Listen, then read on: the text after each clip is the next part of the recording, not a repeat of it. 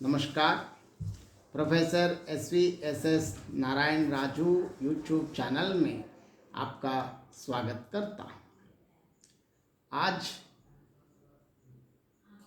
मानव मूल्यों की श्रृंखला में आत्मविश्वास एवं मानव स्वाभिमान जैसे मानव मूल्यों के बारे में चर्चा करते हुए प्रमुख मूल्यान्वेषक कवि डॉक्टर धर्मवीर भारती के काव्यों में निहित आत्मविश्वास एवं मानव स्वाभिमान के बारे में हम चर्चा करेंगे। सब जानते हैं, आत्मविश्वास और मानव स्वाभिमान भी अन्य मानव मूल्यों की तरह एवं एक नए मानव मूल्य हैं जिन्हें डॉक्टर धर्मवीर भारती ने अपनी कृतियों में सफलतापूर्वक प्रतिष्ठित किया है। 20वीं शताब्दी के मानव में उपजा आत्मविश्वास को भी मानव मूल्य के रूप में स्वीकार करना अत्यंत समीचीन प्रतीत होता है। नई कविता के कवि अपनी अनुभूतियों को जितनी ईमानदारी के साथ अभिव्यक्त करते हैं वह उनके आत्मविश्वास का ही परिणाम है। इस संदर्भ में लक्ष्मीकांत वर्मा का यह कथन द्रष्टव्य है, आदमी आज कीजता है, पकता है, टूटता है, बनता है और इन परिस्थितियों में वह अपने और अपने से बाहर विषाक्त वातावरण से जूझता है। इस जूझने में, इस टूटने में, इस कीझने में और पकने की प्रक्रिया में निश्चय ही उसका आत्मविश्वास विकसित होता है। इससे स्पष्ट हो जाता है कि नए कवि के लिए विश्व के आदर्श की भुजाएं भी छोटी हैं, इसलिए वह नए आदर्श का निर्माण करना चाहता है और नए आदर्श के निर्माण के पीछे आत्मविश्वास ही झलकता है। डॉक्टर धर्मवीर भारती की कृतियां अंधायुग और कनप्रिया में भी मानव मूल्य के रूप में आत्मविश्वास की सुंदर अभिव्यक्ति पाई जाती है। कनप्रिया के कनु का आत्मविश्वास प्रेम को विराट इतिहास की धारा में आंकता है और राधा का आत्मविश्वास कनु को उसके सहज रूप में ही स्वीकार करना चाहता है। अंधायुग का वृद्ध याचक प्रभु का नाम लेकर जो आशा का संदेश देता है वह वस्तुतः आत्मविश्वास का परिचायक है। ठंडा लोहा और सातगीत वर्ष में भी यह यत्र तत्र कवि ने ईमानदारी के साथ अपनी अनुभूतियों की जो अभिव्यक्त प्रस्तुत की है वह उसके आत्मविश्वास का ही परिचायक है।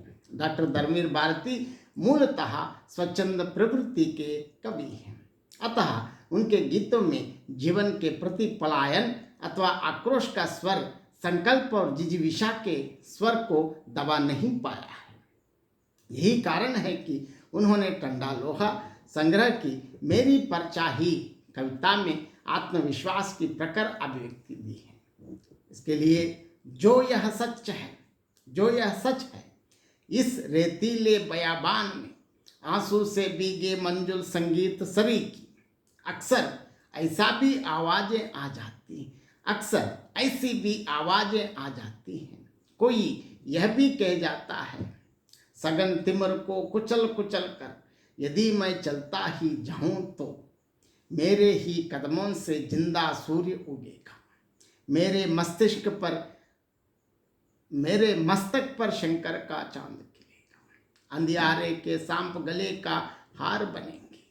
आर्थिक शोषण और सामाजिक अन्याय पर आधारित वर्तमान व्यवस्था को कवि डॉक्टर धर्मवीर भारती स्वीकार नहीं करता और आने वाले मंगल भविष्य की कामना करते हुए अंधेरी रात में आस्था का सूर्य के लिए कवि जी रहा है। भारती की निम्न पंक्तियां आत्मविश्वास का ही परिचायक है। हम देखेंगे, रात पर मैं जी रहा हूँ निडर, जैसे कमल, जैसे पंत, जैसे सूर्य, क्योंकि कल भी हम खिलेंगे, हम चलेंगे, हम उगेंगे और वे सब साथ होंगे आज जिनको रात ने भटका दिया है। डॉक्टर धर्मवीर भारती वास्तव में सृजनधर्मी कवि हैं, इसलिए जीवन की विद्रूपता में भी वे सौंदर्य भर देते हैं। सातगीत वर्ष की प्रसिद्ध कविता गुलाम बनाने वाले, जिसमें वे विश्व भर के साम्राज्यवादियों, विस्तारवादियों और पूंजीपतियों पर करार व्यंग्य करते हैं। कवि के आत्मविश्वास का परिणाम यह है कि एक बार जब बालों के बजाय उनके हाथों में तिजारती पखाने थी, बगल में संगीनों थी, लेकिन इस बार और चुपके से आए हैं। आधे हैं जिनके हाथों में हैं कैमरा, तौलिया, टूरिस्ट पासपोर्ट, रंग बिरंगी फिल्मों। डंग है नया, लेकिन बात यह पुरानी है। घोड़ों पर रखकर या तैली में भरकर या रोटी से डंक कर या फिल्मों में रंग कर, वे जंजीरें केवल जंजीरें ही लाए हैं और भी पहले वे कई बार आए हैं। इस प्रकार ठंडा लोहा और सातवीं वर्ष में भी आत्मविश्वास एक नए मानव मूल्य के रूप में प्रतिष्ठित हुई है। डॉक्टर धर्मवीर भारती की कनुप्रिया में ही इसकी सुंदर अभिव्यक्ति पाई जाती है। कवि ने पौराणिक प्रतीकों के माध्यम से मानव मूल्यों को सशक्त ढंग से अभिव्यक्त किया है। कनुप्रिया की राधा का आत्मविश्वास कनु को उसके सहज रूप में ही स्वीकार करना चाहता है। राधा ने पूरे मन से जीवन जिया, कृष्ण को अपना सर्वस्व सौंप दिया, किंतु उसे अपने संपूर्ण का समुचित प्रतिदान नहीं मिला। कृष्ण की महानता राधा की लघुता पर सही नजर न डाल सकी। महानता का दोष ही यह है कि वह लघुता पर दृष्टिपात नहीं कर पाती। इसी कारण राधा सहजता, भावानुकूल, तन्मयता के प्रति आग्रही है। वो तो इसी विश्वास को लेकर जीवित हैं कि तन्मयता के क्षण ही सार्थकता दे सकते हैं। इसी भूमिका पर आकर वह यह निष्कर्ष निकाल पाई है कि तन्मयता या भावाकुल तन्मयता के अभाव में रचा गया इतिहास भी व्यर्थ है। उसने कृष्ण से दो टूक कह दिया है, सुनो कनो सुनो, क्या मैं सिर्फ एक सेतु थी तुम्हारे लिए, लीला भूमि या युद्ध क्षेत्र के अलंघ्य अंतराल में। इस प्रकार स्पष्ट है कि कनुप्रिया में राधा कृष्ण के पुराने प्रसंग की आवृत्ति मात्र नहीं है, इसमें तो राधा के अब तक के अनालोचित अनभिव्यक्त मानस की व्यथा कथा प्रश्नल शैली में अभिव्यक्त हुई है। अतः राधा मात्र प्रिया नहीं है, वह तो मानवता बन गई है।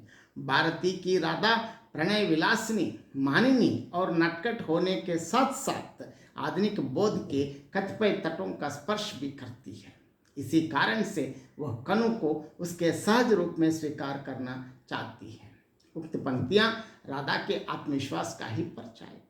कवि ने अंधा युग में भी विभिन्न पात्रों के माध्यम से मानव मूल्यों को व्यापकता के साथ प्रतिष्ठित किया है। अंधा युग में वृद्ध याचक द्वारा जो आशा का संदेश दिया जाता है वह निश्चय ही उसके आत्मविश्वास का ही परिचायक है। इस संदर्भ में यह भी कहना आवश्यक मैं मानता हूँ कि डॉक्टर धर्मवीर भारती के काव्य में उक्त मानव मूल्यों के अतिरिक्त प्रेम एवं अन्य मानवीय मूल्यों का अंकन भी उदारता एवं विराटता के स्तरों पर किया गया है। परिवेश एवं चेतना के बदलते हुए स्वरूप के अनुसार ही प्रेम, दया, करुणा और ममता जैसे मूल्यों को नए अर्थ मिल जाने के कारण सामाजिक दायित्व को स्वीकार करते हुए कवि नए मानव मूल्यों की प्रतिष्ठा करके सामाजिक मूल्यों को सशक्त आधार प्रदान किया है। मैं इस कथन का संक्षिप्त विवेचन इस प्रकार मैं आपको समझाना चाहता हूँ। मानव मूल्यों में अपेक्षाकृत महत्वपूर्ण मूल्य प्रेम है। इस संबंध में अज्ञेय सच्चिदानंद हीरानंद वात्सायन अज्ञेय का कथन इस प्रकार है कि जिस युग में सभी कुछ का नए सिरे से मूल्यांकन हो रहा है, क्योंकि पुराने और प्रतिष्ठित मूल्य संदिग्ध हो गए हैं, उसमें प्रेम के मूल्य का अन्वेषण हो तो कोई आश्चर्य नहीं। धर्मवीर भारती राधा कृष्ण के प्रेम को भी एक बृहत्तर रूप में देखते हैं, ऐसा रूप जिसे देश कालातीत कहा जा सकता है, क्योंकि वह सार्वदेशिक और सार्वकालिक है। डॉक्टर धर्मवीर भारती ने प्रेम को सहजता का आयाम दिया है। कनुप्रिया में भारती ने प्रयत्न किया है कि राधा के सहज तन्मयता के क्षणों का संकेत करें और फिर कृष्ण के महान और आतंककारी इतिहास प्रवर्तक रूप को इंगित देकर राधा के आंतरिक संकट को पाठक के सम्मुख ले आए। इतिहास पुरुष का यह महाकाव्य रूप राधा की सहज कौमार्य सुलभ आत्मविभोरता के साथ मेल नहीं खाता, किंतु राधा का आग्रह है कि वह अपने प्रिय को इसी सहजता के स्तर पर समझेगी और ग्रहण करेगी, क्योंकि प्रेम का आयाम सहजता का आयाम हो सकता है। दूसरे सब आयाम प्रेम के नहीं बुद्धि के हैं, राग के नहीं चिंतन के हैं। प्रेम को सहजता का आयाम नई कविता ने दिया और प्रेम मध्यकालीन दार्शनिक बोझिलता एवं छायावादी रहस्यात्मकता से मुक्त हो गया। प्रेम का रीतिकालीन स्थूल रूप भी ना रहा। इसीलिए राधा कृष्ण की बातों को सुनते हुए अनुभव करती है कि रजनीगंधा के फूलों की तरह टप टप शब्द जर रहे हैं, एक के बाद एक, कर्म, स्वधर्म, निर्भय, दायित्व।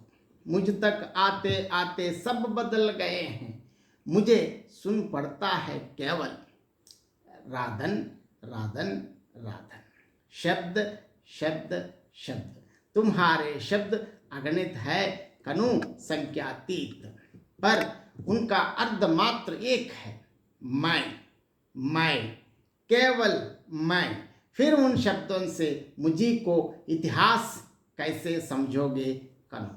यह प्रश्न चिन्ह राग, चिंतन, दर्शन और इतिहास पर लगा हुआ है। राधा इन सब को कृष्ण में देखती है, लेकिन वो कृष्ण को इन्हें समझकर नहीं पाना चाहती, बल्कि सहज कृष्ण को पाना चाहती है। यही उसका प्रेम है। नई कविता में प्रेम को घिसा हुआ, सड़ा हुआ और बुर्जुआवादी आदि कहकर अर्धहीन बनाने का प्रयास भी काफी हुआ है। कविता के प्रणेता जगदीश चतुर्वेदी, श्याम परमार आदि कवियों ने प्रेम जैसे मानवीय मूल्य का उपहास की वस्तु मान लिया, लेकिन ऐसा दृष्टिकोण अधिक दिन तक टिक नहीं सका और प्रायः नए कवियों ने प्रेम एवं अन्य मानवीय मूल्यों का अंकन भी उदारता एवं विराटता के स्तरों पर किया है। आप इस वीडियो को देखने या सुनने के बाद आप जरूर अपनी प्रतिक्रिया व्यक्त कीजिए। धन्यवाद।